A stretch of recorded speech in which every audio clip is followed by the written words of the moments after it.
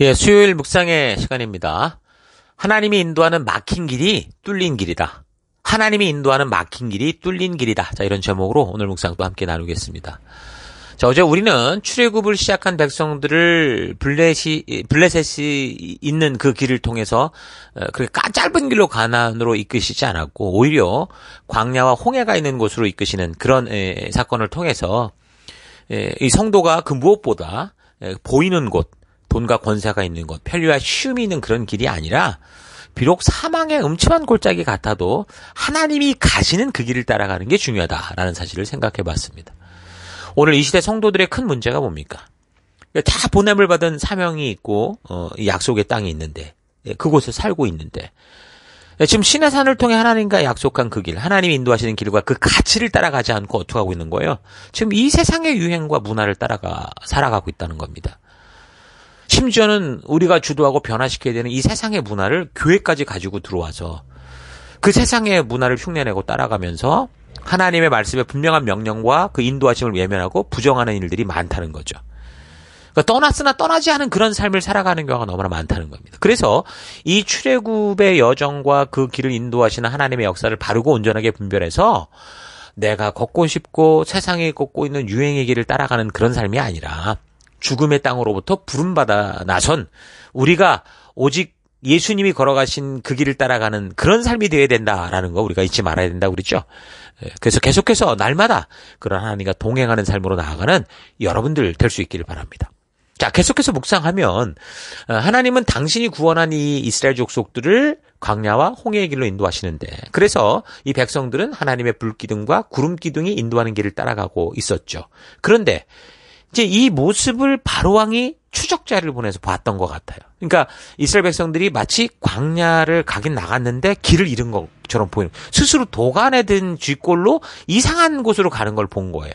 그러니까 바로왕이 어떤 거예요? 이미 그가 망해가는 그런 와중에서도 이집트의 그 정탐꾼들을 탈출하는 이스라엘 속에 같이 보냈던 거죠. 그래서 계속 추적하고 있었다라는 겁니다. 그러니까 이집트의 지리를 잘 아는 게 이 바로 왕이었잖아요. 그래서 저들이 가는 경로를 딱 들어봤더니 모세가 아주 심각한 실수를 하는 것처럼 보이는 거예요. 완전히 도간에 든 쥐가 되는 그 함정이 되는 그런 지형으로 이 백성들 이끌고 가는 걸 본 거죠. 그런데 그건 뭐라고 말하냐면 성경에서 하나님께서 그 출애굽의 모든 것이 지금 사람의 능력이나 지혜로 구원받는 게 아니고 모세의 어떤 지략과 뭐 이런 이집트 바로왕의 실수로 구원받은 게 아니고 완전히 하나님의 전능한 능력으로 하나님의 뜻을 따라 이루신 것을 알게 하기 위한 하나님의 의도적인 인도하심이었다라고 말합니다. 14장 1절 주께서 모세에게 말씀하셨다. 너희는 이스라엘 자손에게 말하여 오던 길로 되돌아가서 믹돌과 바다 사이에 비하이롯 앞 곧 바알수본 맞은편 바닷가에 장막을 치라고 해라. 그러면 바로는 이스라엘 자손이 막막한 광야에 갇혀 아직 이 땅을 헤매고 있을 거라고 생각할 것이다. 이렇게 얘기를 하죠. 그러니까 이미 말씀드린 것처럼 정확한 지명이 어디다라고 지금 말할 수는 없지만 분명한 것은 이스라엘 백성들의 행로가 바로의 눈에 볼 때는 사면초가 함정으로 빠지는 식으로 어디도 피할 수 없는 그런 완전히 이 고립되는 지역으로 가고 있는 것처럼 보인 건 확실한 거예요. 그래서 바로 왕이 이스라엘 백성들의 방향을 보고서는 군대를 소집해서 어떻게 해요? 뒤쫓아 잡아서 다시 데리고 올 수 있다라고 판단을 한 거죠.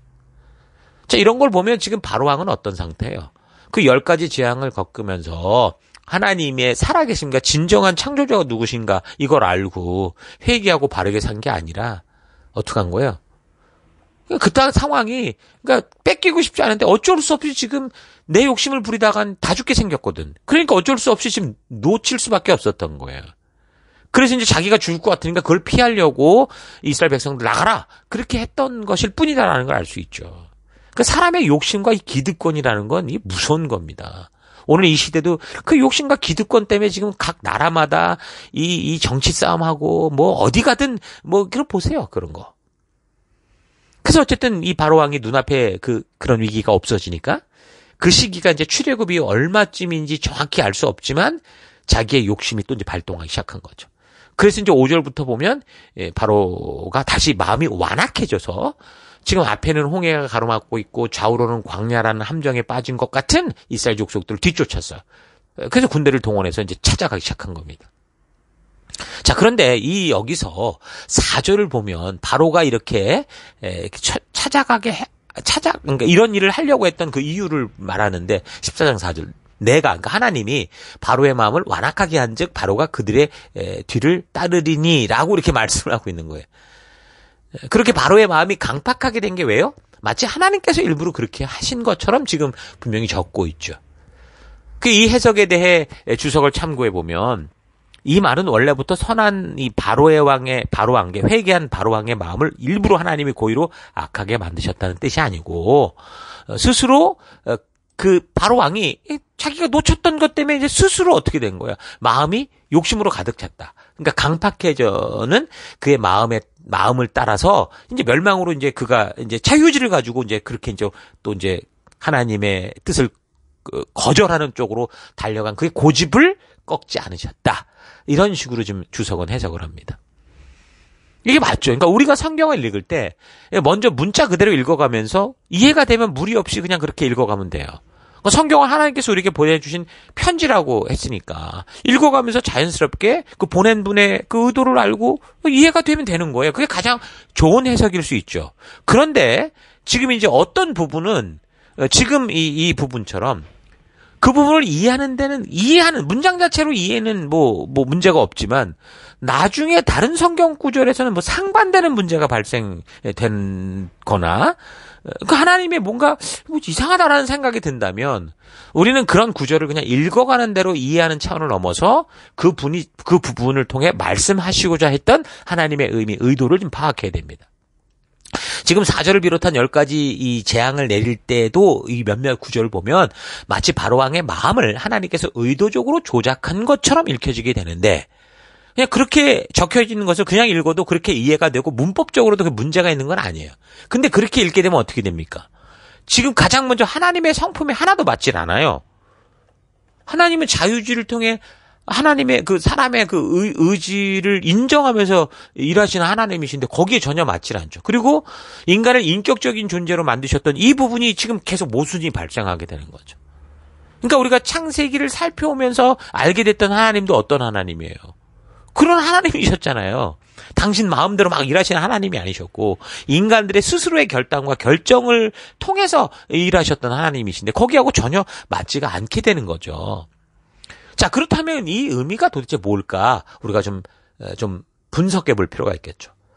자, 일단 이거에 대해서 분명히 그게 아니라는 얘기를 합니다. 출애굽기 13장 14절에서 15절을 보면 후일에 너의 아들이 너에게 묻기를 이것이 어찌미 됨이냐 하거든 너는 그에게 이르기를 여호와께서 그 손의 권능으로 우리를 애굽에서 곧 종되었던 집에서 인도하여 내실 때 그때 바로가 완악하여 우리를 보내지 아니하매 여기서 분명히 말하죠.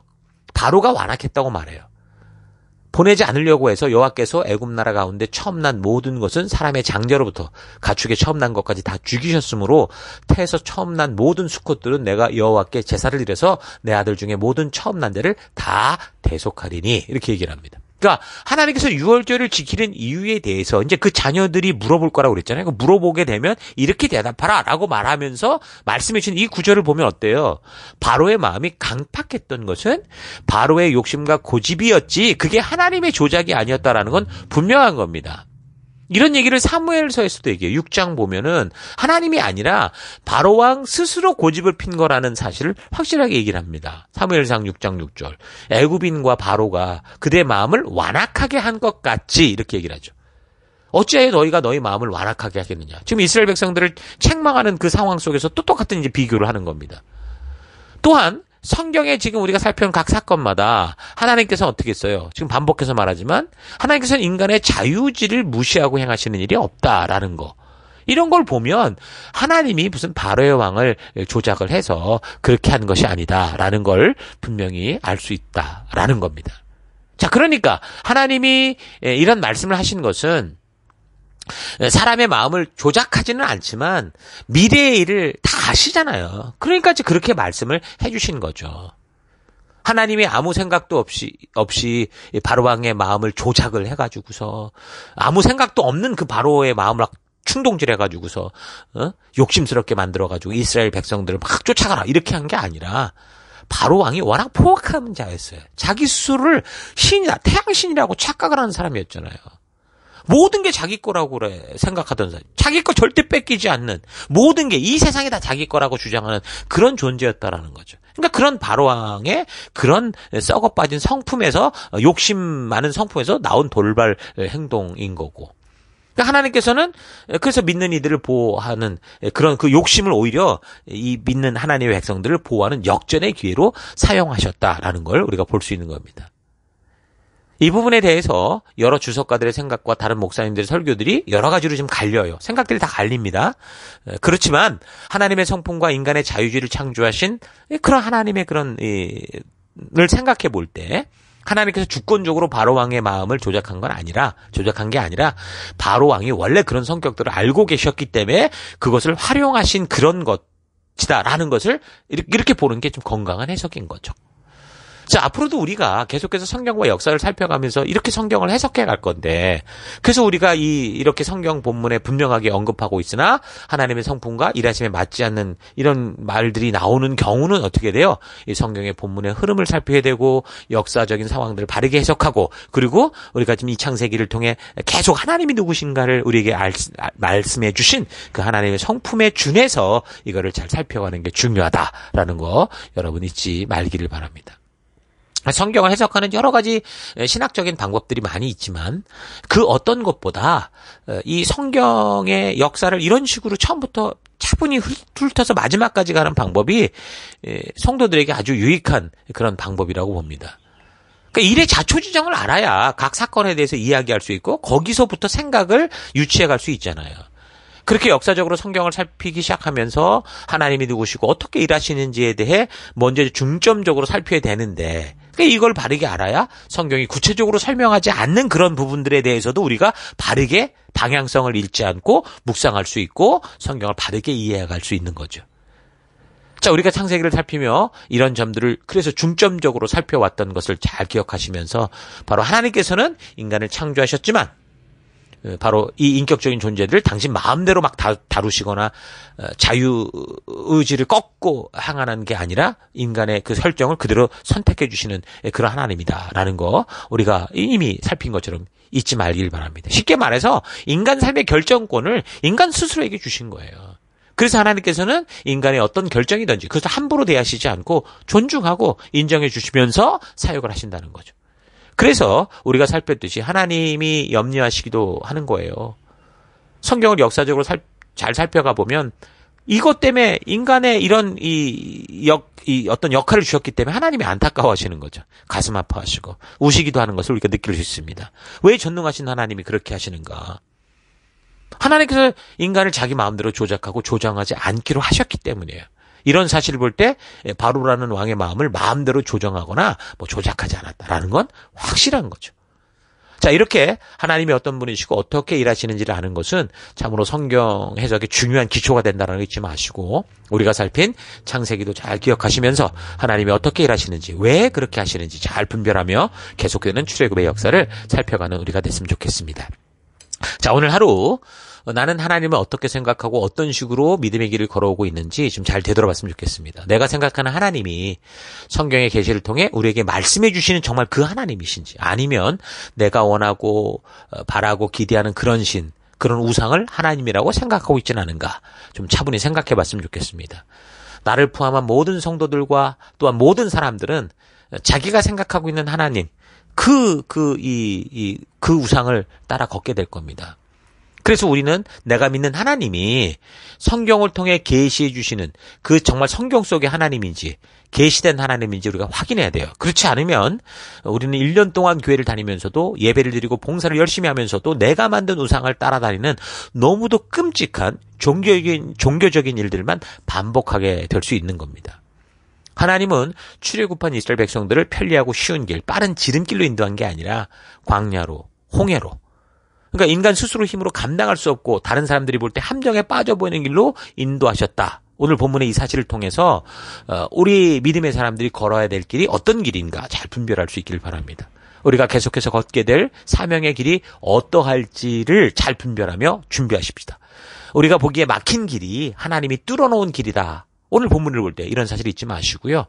그 길이 만약에 말씀대로의 길이라면 오직 우리는 그 말씀의 가치를 따라 나아가는 믿음을 바르게 세워갔으면 좋겠어요. 하나님은 오직 하나님과 동행할 수 있는 길로 우리를 의도적으로 인도하십니다. 하나님과만 동행할 수 있는 길로. 그래서 우리는 우리가 만난 상황과 환경을 탓할 게 아니고 그 어떤 상황과 환경을 만나게 된다고 해도 오직 믿음을 가지고 하나님께서 가게 하신 그 하나님 나라 백성으로서의 가치를 따라 걸어가야 되죠. 각자 본을 받고 살아가는 삶의 더 곳곳에서 출애굽한 하나님 나라 백성으로서 그런 하나님 말씀 따라 그 가치를 따라 믿음으로만 걸어가는 여러분 될 수 있기를 주의 이름으로 축원합니다. 저는 하루도 힘내십시오. 잠시 기도하겠습니다. 하나님께서는 우리가 납득할 만한 길이 아니라 우리에게 생명에 이르는 길로 인도하시는데 내 스스로 납득이 되지 않는다고 고집을 피우며 하나님이 인도하시는 길을 거부하고 내 고집대로 편리를 따라 걸어온 삶을 회개합니다. 믿음의 길은 뻥 뚫린 대로를 걷는 게 아니고 길 같아 보이지 않는 곳으로 나아가며 없던 길도 만드는 것이다라는 거 잊지 않고 주님이 인도하시는 길이 비록 이해할 수 없는 길이라고 해도 그 길만을 따라 걸어 우리가 만든 이 길을 뒤따르는 이들에게 진정 바른 믿음으로 나아가는 길을 함께 열어가는 우리가 되길 원합니다. 계속해서 우리의 삶에서 똑같은 사명의 길을 걷겠지만 여전히 우리의 그 길에는 험한 파도와 폭풍이 친다라는 거 잊지 않고 그래서 더더욱 하나님의 말씀으로 단단히 우리가 준비해서 그 길에서 나아갈 바를 알게 하실 우리 하나님만을 기대하고 기도하며 그 말씀의 가치를 따라 나아가는 우리가 되기를 원합니다.